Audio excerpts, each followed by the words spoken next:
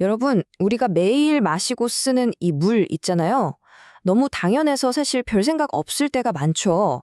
근데요, 이 평범해 보이는 물 한 방울에 와, 정말 어마어마한 이야기가 숨어 있습니다.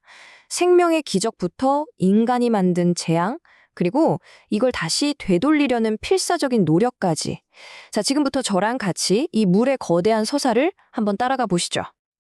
오늘 우리가 떠날 여정은 크게 5부분으로 나뉘어 있어요. 먼저 물이 도대체 왜 이렇게 대단한 건지 그 슈퍼파워부터 알아볼 거고요. 그리고 바로 그 물이 지금 어떤 위협을 받고 있는지 그 어두운 면도 들여다볼 겁니다. 그 다음엔 물의 건강 상태를 어떻게 체크하는지, 또 더러워진 물을 어떻게 다시 깨끗하게 만드는지 그 기술도 살펴볼 거고요. 마지막으로는 와, 이건 정말 대단한데 저 넓은 바다를 거대한 식수 탱크로 바꾸는 놀라운 방법까지 알아보겠습니다. 자, 그럼 이야기의 첫 장을 열어볼까요? 바로 기적편입니다. 아니, 물이 그냥 투명한 액체지 뭐가 그렇게 대단할까 싶으시죠? 도대체 무엇이 이 물을 우리 생명의 필수 조건으로 만드는 건지 그 과학적인 비밀을 한번 제대로 파헤쳐 보겠습니다. 자, 그래서 바로 이 질문을 던져봐야 합니다. 물은 대체 왜 이렇게 특별할까요? 다른 액체랑은 뭐가 그렇게 다른 걸까요? 그 비밀은요, 바로 물 분자가 가진 아주 독특한 구조, 그리고 거기서 나오는 몇 가지 슈퍼파워에 숨어 있습니다. 이 모든 슈퍼파워의 시작점은 딱 하나, 바로 수소 결합입니다. 이게 뭐냐면 물 분자들이 서로 막 손을 꽉 잡고 놓지 않으려는 그런 강한 힘이라고 생각하시면 돼요. 이 힘 때문에 정말 신기한 일들이 벌어지는데요. 얼음이 물보다 가벼워서 물 위에 뜨고, 그래서 강 밑에 사는 생물들이 겨울에도 얼어 죽지 않고요. 또 지구 전체의 온도가 급격하게 변하지 않게 꽉 잡아주는 역할도 하고요. 우리 몸에 필요한 영양분들이 물에 녹아서 구석구석 전달될 수 있는 것도 다 이것 덕분입니다. 한마디로 수소 결합이 없었다? 그럼 생명도 없었을 겁니다. 정말 대단하죠? 자, 이 숫자를 한번 보세요. 정말 재밌습니다. 물의 비열 용량은 1.00인데 구리는 고작 0.09이에요. 이게 무슨 말이냐면요. 똑같은 열을 가했을 때 구리 온도가 10도 올라갈 동안 물은 겨우 1도 올라간다는 뜻입니다. 물이 열을 엄청나게 잘 품고 있다는 거죠.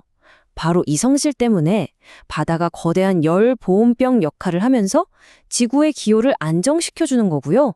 우리 몸의 체온이 웬만해선 변하지 않고 일정하게 유지되는 것도 다 이 물 덕분입니다.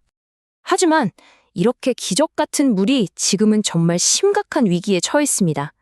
자, 이제 이야기의 두 번째 장, 재앙편으로 넘어가 보죠. 우리가 이 소중한 자원을 어떻게 망가뜨리고 있는지 그 현실을 좀 들여다봐야겠습니다. 그 대표적인 위협이 바로 이 산성비입니다. 원래 빗물도 공기 중에 있는 이산화탄소 때문에 아주 살짝은 산성이거든요. 이건 자연스러운 거예요. 그런데 문제는 공장 굴뚝이나 자동차 배기가스에서 나온 오염물질들이 여기에 더해지면서 이게 아주 독한 산성으로 변해버리는 겁니다. 보통 pH 5.6보다 낮아지면 우리가 산성비라고 부르기 시작하죠. 그리고 이 산성비가 한번 내리면 그 피해는 정말 치명적입니다. 물고기들은 더 이상 살 수 없게 되고 숲은 서서히 병들어 죽어갑니다. 왜냐하면 산성비가 땅속의 해로운 금속 성분들을 녹여내서 나무가 영양분 대신 독을 빨아들이게 만들거든요. 심지어 저 단단한 석조 건물들, 예를 들어 독일 쾰른 대성당의 그 정교한 조각들까지도 스르르 녹아내려서 다시는 되돌릴 수 없게 만들어버립니다. 그런데 위협이 하늘에서만 내리는 게 아닙니다. 어쩌면 더 무서운 건 우리 눈에는 보이지도 않는 독성 중금속들이 물속에 아주 조용히 그리고 차곡차곡 쌓여가고 있다는 사실이에요. 한 번에 큰 충격을 주는 게 아니라 서서히 누적되면서 문제를 일으키는 거죠. 수은의 여정을 한번 추적해 볼까요? 시작은 아주 사소할 수 있어요. 그냥 깨진 형광등 하나에서 나온 수은이 물속으로 흘러 들어갑니다. 그럼 물속에 사는 미생물들이 이걸 아주 유독한 메틸수은이라는 물질로 바꿔버려요. 이게 진짜 문제거든요. 이 맹독성 물질이 먹이사슬을 타고 올라가면서 참치 같은 큰 물고기 몸 안에 엄청난 농도로 쌓이게 되고 결국 그게 어디로 오겠어요? 바로 우리 식탁 위로 올라오게 되는 겁니다. 자, 그럼 이렇게 병들어가는 강과 호수의 건강 상태를 우리는 어떻게 알 수 있을까요? 의자가 청진기를 대고 우리 몸 상태를 확인하는 것처럼 과학자들도 물의 건강을 진단하는 특별한 방법이 있습니다. 그 핵심 지표가 바로 생화학적 산소 요구량, 줄여서 BOD라고 부르는 겁니다.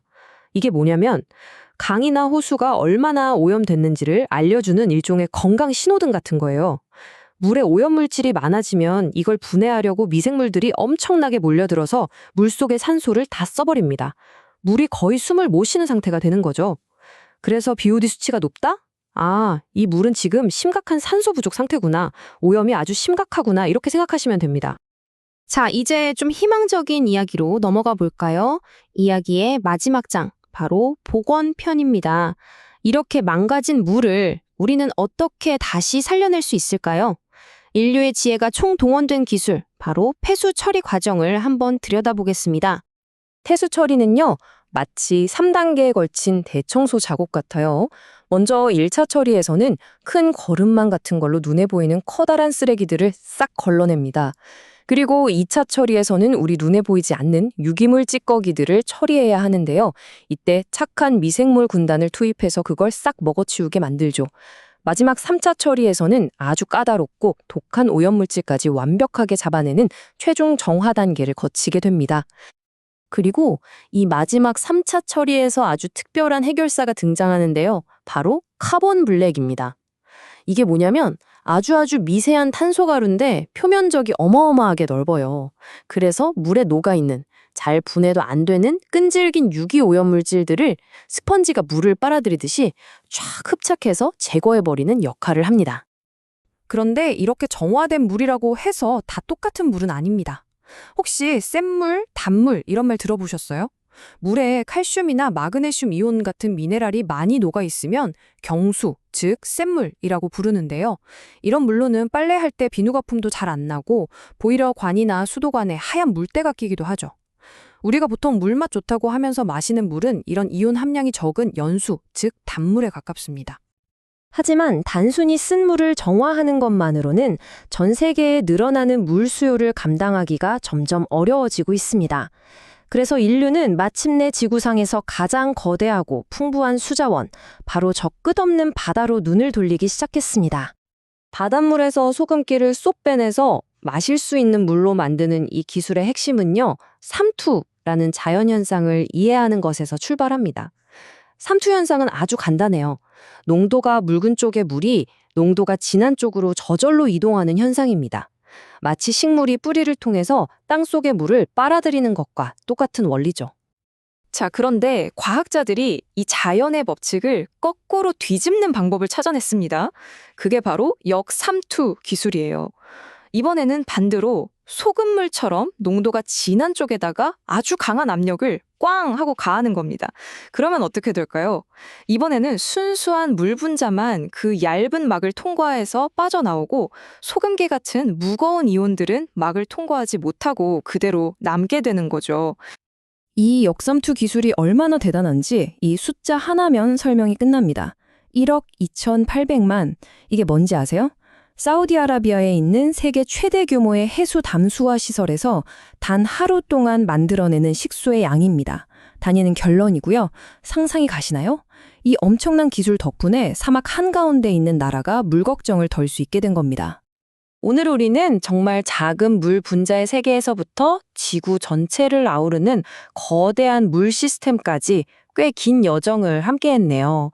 생각해보면 물의 기적, 물의 재앙, 그리고 그걸 되돌리려는 복원의 이야기는 결국 우리 자신에 대한 이야기가 아니었나 싶습니다. 전 세계적으로 물에 대한 갈증은 점점 더 심해지고 있습니다. 과연 우리 인류의 독창성과 기술이 이 소중한 생명수가 마르지 않고 계속해서 흐르게 할 수 있을까요?